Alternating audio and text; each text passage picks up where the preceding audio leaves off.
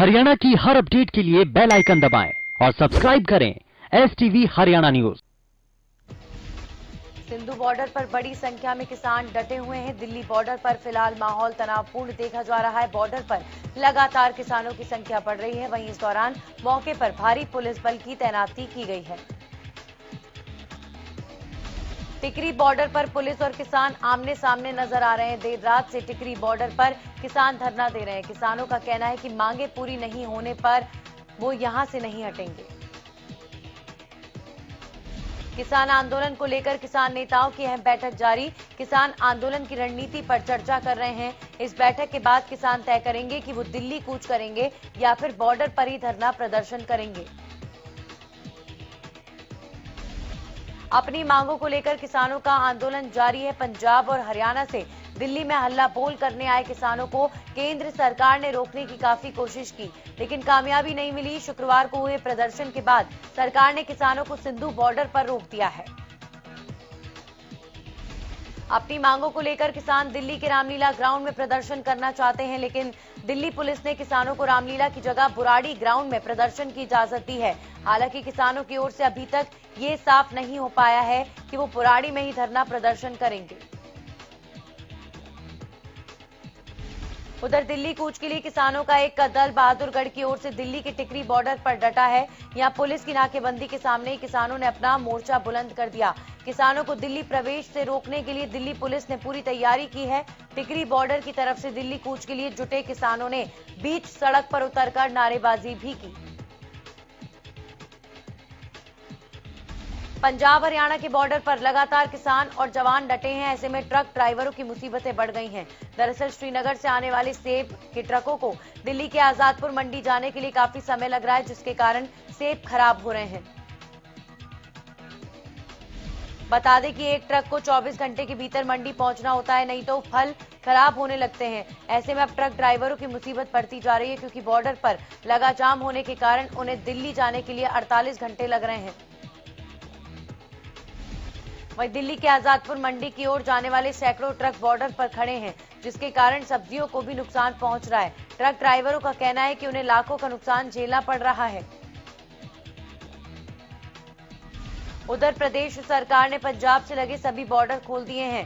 किसानों के आंदोलन के कारण बॉर्डर को सील कर दिया गया था। किसानों को यूपी के बॉर्डर से भी दिल्ली में आने की इजाजत मिल गई है।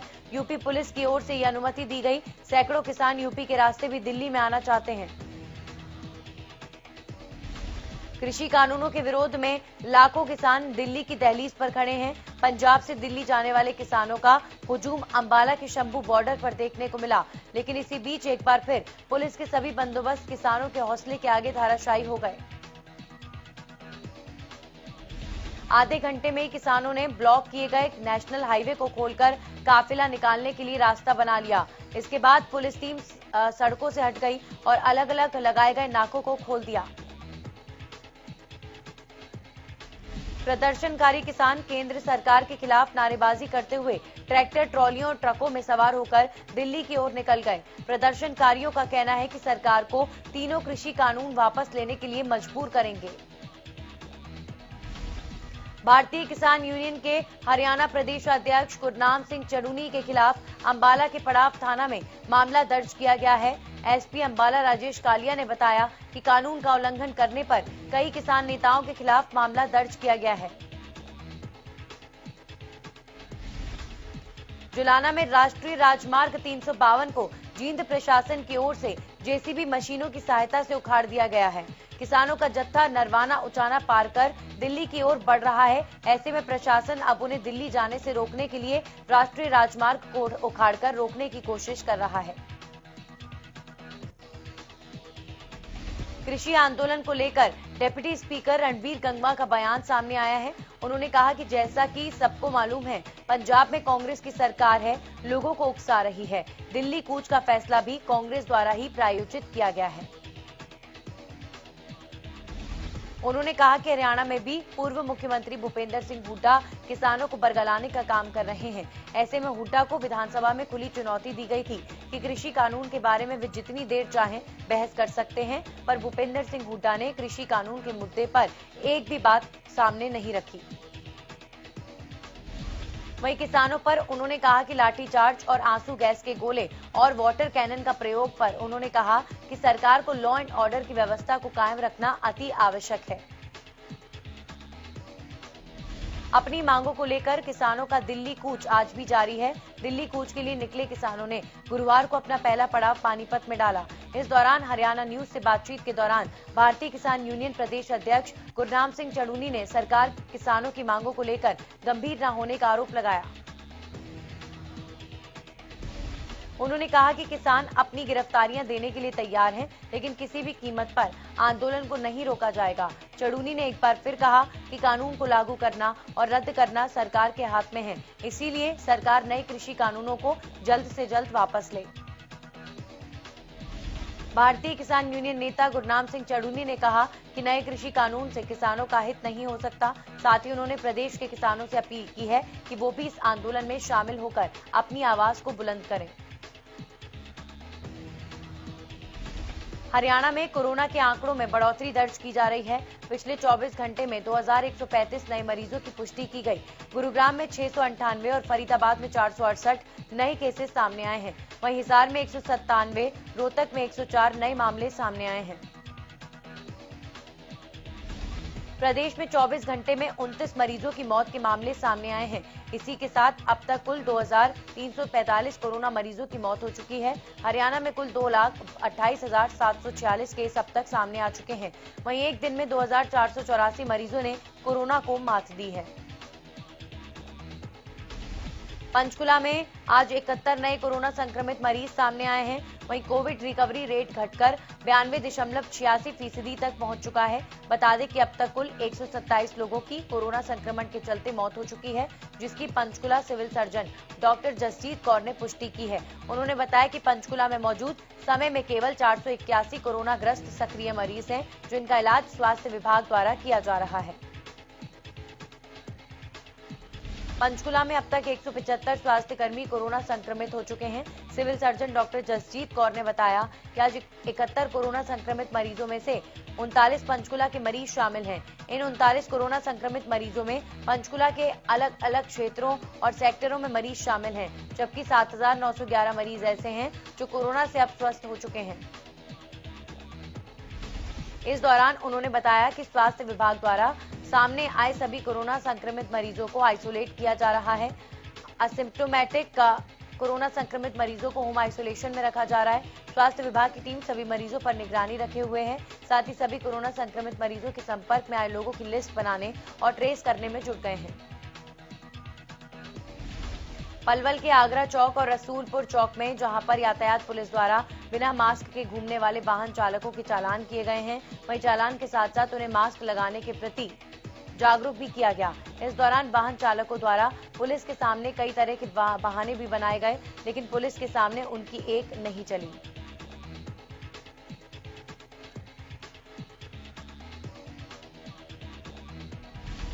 यातायात थाना प्रभारी रविंदर सिंह ने बताया कि कोरोना के बढ़ते मामले को देखते हुए यातायात पुलिस द्वारा जगह जगह पर नाके लगाकर बिना मास्क के घूमने वाले वाहन चालकों के चालान किए जा रहे हैं। साथ ही उन्हें मास्क लगाने के प्रति भी जागरूक किया जा रहा है। गोहाना जींद रेलवे लाइन पर पिछले कई महीनों से विद्युतीकरण करने का काम चल रहा है। विद्युतीकरण के काम लेने वाले ठेकेदार द्वारा वहां काम कर रहे मजदूरों को पिछले 2 महीने से मजदूरी का कोई पैसा नहीं दिया गया, जिसको लेकर मजदूर गोहाना के एसडीएम ऑफिस में पहुंचे।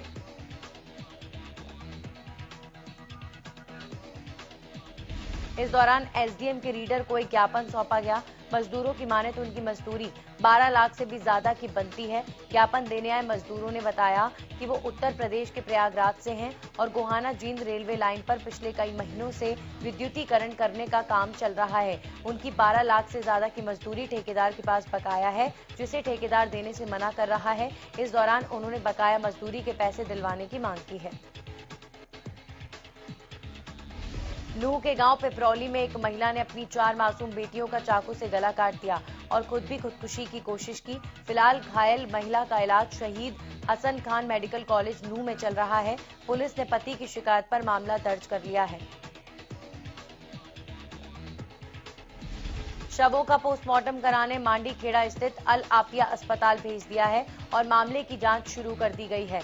पूरे मामले को लेकर पुन्हाना थाना प्रभारी संतोष कुमार ने बताया कि पिपरौली निवासी खुर्शीद की शिकायत पर उसकी पत्नी फरमीना के खिलाफ 4 बेटियों का कत्ल करने का मामला दर्ज किया गया है। फिलहाल गंभीर हालत में घायल फरमीना का इलाज शहीद हसन खान मेडिकल अस्पताल में जारी है।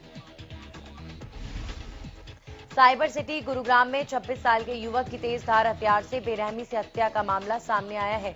दरअसल कल गुरुग्राम पुलिस ने झाड़ियों से मृतक युवक का शव सेक्टर 47 इलाके में बरामद किया था। शुरुआती जांच में मृतक की पहचान यूपी के रहने वाले राकेश के तौर पर हुई है, जो गुरुग्राम के किसी होटल में कुक का काम करता था। वहीं पुलिस ने आसपास के सीसीटीवी कैमरों की फुटेज को खंगालना शुरू कर दिया है। पलवल पुलिस की स्पेशल डिटेक्टिव सेल ने 5000 के इनामी आरोपी को गिरफ्तार कर लिया है। आरोपी दुष्कर्म और जान से मारने की धमकी देने के आरोप में पिछले 14 साल से फरार चल रहा था। पुलिस ने आरोपी के खिलाफ मामला दर्ज कर लिया है। चौकी इंचार्ज एएसआई संजय कुमार ने बताया, डिटेक्टिव सेल इंचार्ज विश्व गौरव को मुखबिर खास से सूचना प्राप्त हुई थी। सूचना मिली थी कि 5000 का इनामी बदमाश हुडा सेक्टर 2 के सामने मौजूद है, जो कि कहीं बाहर जाने की फिराक में है और आरोपी अदालत से भगौड़ा करार भी है। सूचना मिलते ही दबिश दी गई और आरोपी को काबू में कर लिया गया। वहीं पुलिस ने आरोपी के खिलाफ मामला दर्ज कर कार्रवाई शुरू कर दी है। गुरुग्राम के सोना में शादी के दौरान शराब के नशे में धुत दूल्हे के जीजा ने दुनाली बंदूक से 2 फायर किए। फायरिंग की चपेट में आने से 3 मासूम बच्चियां, एक छात्र जबकि एक अन्य महिला घायल हो गई। इस दौरान फायरिंग में पूजा नाम की लड़की की एक आंख की रोशनी चली गई, जिसका इलाज गुरुग्राम के निजी अस्पताल में जारी है। जबकि 3 मासूम बच्चियों और एक महिला को गंभीर हालत में दिल्ली के सफदरजंग अस्पताल में रेफर कर दिया गया है। बहरहाल पुलिस ने पीड़ित परिवार की शिकायत पर मामला दर्ज कर तफ्तीश कर दी है। पीड़िता पूजा का कहना है कि वरमाला रस्म के दौरान हुई फायरिंग के बाद एक छर्रा उसकी आंख में चला गया। किसानों को दिल्ली जाने की अनुमति के बाद सिरसा पुलिस नाकों को हटाना शुरू कर दिया है। बता दें कि सिरसा के घग्गर पुल को दोनों ओर से सील कर दिया गया था, जिसके बाद अब राष्ट्रीय राजमार्ग नंबर 9 को फिर से बहाल किया जा रहा है। किसानों को दिल्ली जाने की इजाजत मिलने के बाद झज्जर के दासा बॉर्डर से सुरक्षा बलों को हटा दिया गया, जहां पहले वाहनों पर पैनी नजर रखी जा रही थी। वहीं अब स्थिति धीरे धीरे सामान्य होती नजर आ रही है।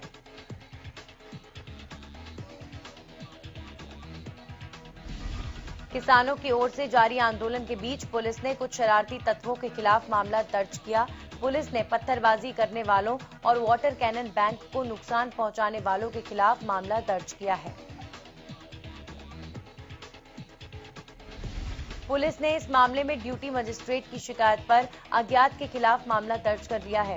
दर्ज किए गए मामलों के बारे में बताते हुए डीएसपी टोहाना बीरम सिंह ने बताया कि टोहाना की सीमा में सैकड़ों की संख्या में किसान अपने वाहनों समेत आ गए थे, जिन्हें सीमा पर रोक दिया गया था, लेकिन कुछ शरारती तत्वों के द्वारा अवरोधों को हटाते हुए सरकारी संपत्ति को नुकसान पहुंचाया गया है। पुलिस ने इस मामले में ड्यूटी मजिस्ट्रेट की शिकायत पर मामला दर्ज किया है। उन्होंने बताया कि अभी तक इस मामले में किसी की कोई गिरफ्तारी नहीं की गई है।